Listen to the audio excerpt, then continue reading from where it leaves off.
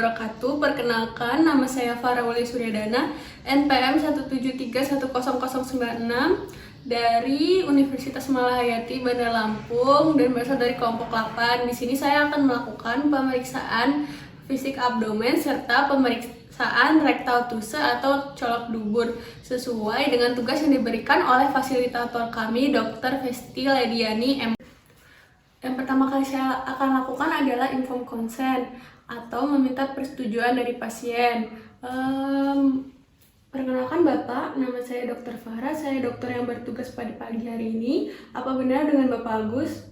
Oh iya Bapak, sesuai dengan janji kita kemarin bahwa hari ini kita akan melakukan pemeriksaan fisik abdomen. Mungkin rasanya agak sedikit tidak nyaman. Apakah Bapak bersedia? Oh iya baik Bapak. Sembari Bapaknya sudah bersedia, lalu saya akan melakukan cuci tangan serta memakai handscoon. Baik Bapak, Bapak bisa tidur di kasur yang sudah disediakan. Lalu mohon maaf Bapak bisa membuka pakaiannya. Sembari Bapak menunggu, saya akan melakukan cuci tangan serta memakai handscoon. Setelah saya melakukan cuci tangan 6 langkah dengan memakai handscoon, selanjutnya saya akan melakukan inspeksi. Inspeksi itu bertujuan untuk melihat apakah simetris atau tidak bagian dada dengan abdomen. Lalu kita lihat apakah ada massa atau tidak, apakah ada jejes atau tidak, atau kemerahan, apakah ada bekas operasi, atau apakah ada spider fin. Nah, selanjutnya adalah pemeriksaan palpasi. Palpasi itu bertujuan untuk merasakan apakah ada massa atau ada perbesaran yang berada di sekitar abdomen. Nah, yang pertama adalah kita melakukan palpasi ringan. Palpasi ringan itu ada di 4 regio. Regio kanan atas, regio kiri atas, regio kanan bawah dengan regio kiri bawah. Nah, itu kita bisa tekan sambil kita tanyakan apakah ada rasa nyeri atau tidak. Nah, setelah kita melakukan palpasi ringan, kita lanjut ke palpasi sedang. Palpasi sedang atau dalam. Nah, itu kita lakukan tujuannya untuk merasakan hati atau hepar, limfa dengan ginjal. Nah, untuk pemeriksaan hepar atau hati yang kita lakukan adalah tangan kiri kita berada di interkostalis 11 dengan 12. Lalu tangan kanan kita berada di inguinal. Nah, dari situ kita akan melakukan gerakan dari bawah ke atas sambil kita tekan, sambil kita tanya ke Bapaknya, apakah ada rasa sakit atau nyeri Pak? Nah, jika sudah, kita akan beralih memeriksa bagian limfa. Cara memeriksa bagian limfa, kita buat garis bayang itu menggunakan garis Kufner. Nah, Kufner itu kita lihatnya dari margo sebelah sini, margo atas, margo abdomennya. Lalu kita tarik garis dengan tangan kiri berada di sebelah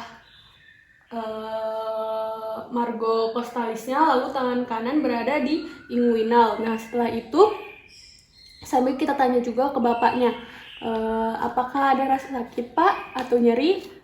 Nah, setelah selesai kita lanjut ke pemeriksaan ginjal. Nah, pemeriksaan ginjal ini ada yang kanan dengan yang kiri. Untuk ginjal yang kanan kita periksa, lalu sudah sampai di batas paling lateral abdomen, agak kita angkat, lalu kita rasakan. Sama halnya dengan ginjal yang sebelah kanan, sampai di lateralis, lalu ginjalnya kita angkat. Nah, sudah selesai, langsung ke pemeriksaan selanjutnya, pemeriksaan perkusi. Nah, perkusi itu dengan cara mengetuk. Tujuannya itu untuk mendengarkan suara-suara yang keluar dari abdomen ini.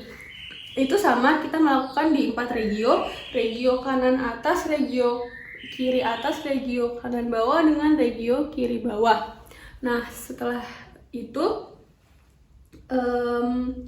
kita lakukan perkusinya. Sambil kita tanyakan apakah sakit atau tidak. Nah, biasanya semuanya kalau normal suaranya akan timpani. Lalu di regio kanan agak ke atas biasanya suaranya akan peka karena sudah sebatas dengan hepar. Lalu untuk yang terakhir adalah pemeriksaan auskultasi. Pemeriksaan auskultasi itu dengan cara kita mendengarkan menggunakan stetoskop. Nah, tujuannya itu untuk mendengarkan apakah ada suara-suara tambahan atau suara abnormal yang berada di daerah abdomen.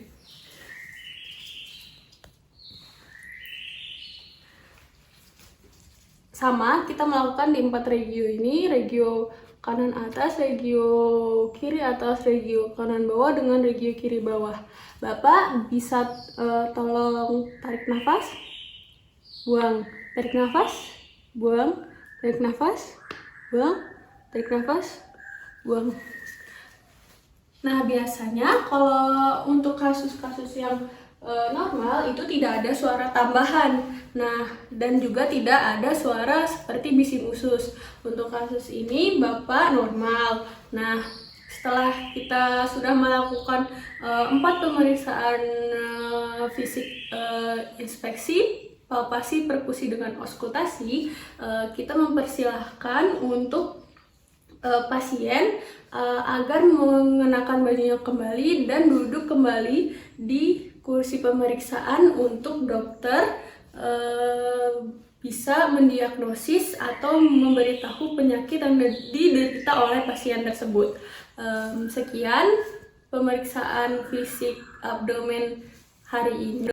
Nah, untuk pemeriksaan kedua atau pemeriksaan rektal tuse atau bisa juga disebut dengan celok dubur, itu kita sama memerlukan informed consent terlebih dahulu dari pasien. Seperti ini.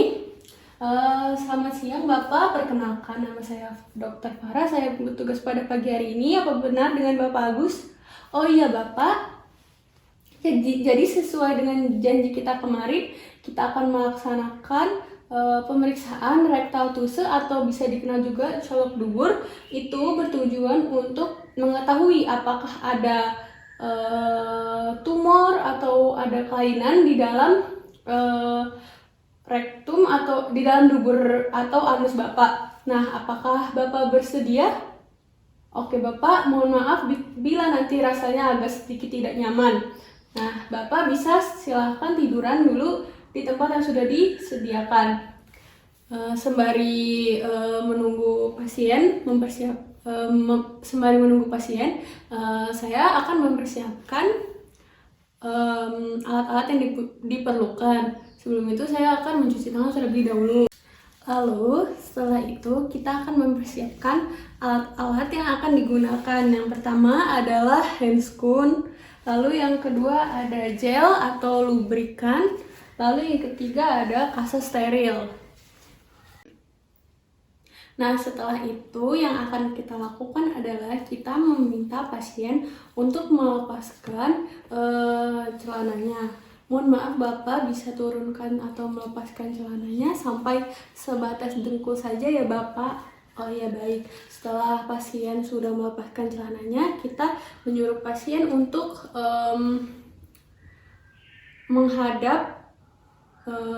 miring menghadap ke kanan. Mohon maaf Bapak, boleh miring menghadap ke kanan? Oh ya, baik Bapak, makasih.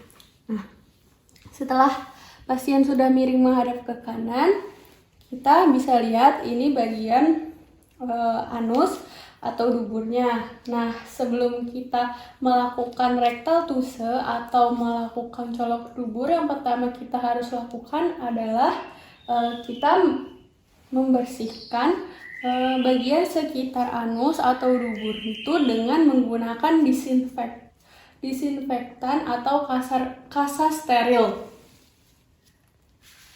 dengan cara membuat bulatan kecil sampai keluar membesar.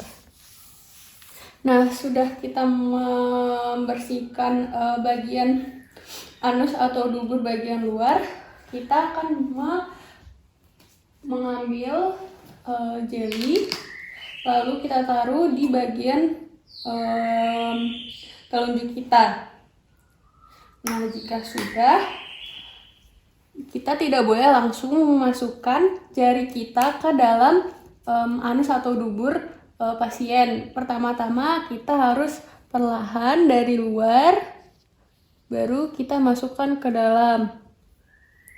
Nah, jika sudah sampai di dalam, kita bisa memutarkan jari kita sesuai arah jarum jam dengan cara perlahan-lahan sambil kita merasakan mukosanya. Apakah mukosanya licin atau tidak? Biasanya untuk keadaan normal mukosa seseorang itu licin. Lalu jika sudah, kita sambil merasakan juga apakah ada massa atau ada perbesaran lainnya yang ada di dalam anus atau dubur pasien. Jika ada massa atau ada sesuatu di dalam dubur pasien, bisa jadi pasien mengalami tumor atau polip atau hemoroid. Nah, setelah itu kita masuk lagi ke bagian agak ke dalam, itu kita bisa sebut sebagai ampula. Nah, setelah itu kita melihat ke ampula. Ampula ini bisa kita sebut juga sebagai tempat penampungan pup. Bisa kita tekan juga jika dia keras, berarti ada bisa jadi ada pup yang berada di dalam ampula ini. Lalu kita turun ke bawah untuk melakukan pemeriksaan prostat atau prostat. Biasa juga disebut dengan penyakit itu prostatitis. Nah, itu kita tekan. Biasanya bagian mukosanya itu licin.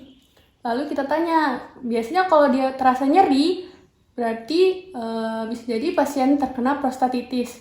Apakah terasa nyeri, Bapak? Oh, tidak ya, Bapak? Oke. Nah, sudah kita melakukan rectal octuse, kita bisa menarik kembali tangan kita.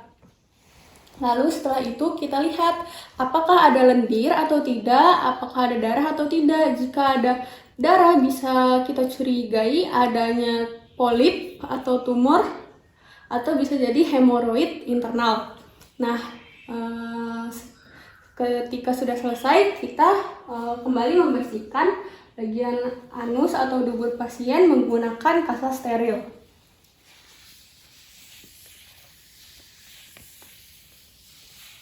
Nah, jika sudah selesai, kita minta pasien untuk menggunakan celananya kembali, lalu untuk duduk di kursi pemeriksaan. Baik, Bapak pemeriksaannya sudah selesai, Bapak bisa menggunakan celana Bapak kembali dan Bapak bisa duduk di kursi pasien. Dan dokter bisa menegakkan diagnosis atau memberitahu penyakit itu kepada pasien. Sekian pemeriksaan fisik abdomen dengan pemeriksaan rectal octuse pada pagi hari ini. Jika ada salah kata, saya mohon maaf. Wassalamualaikum warahmatullahi wabarakatuh.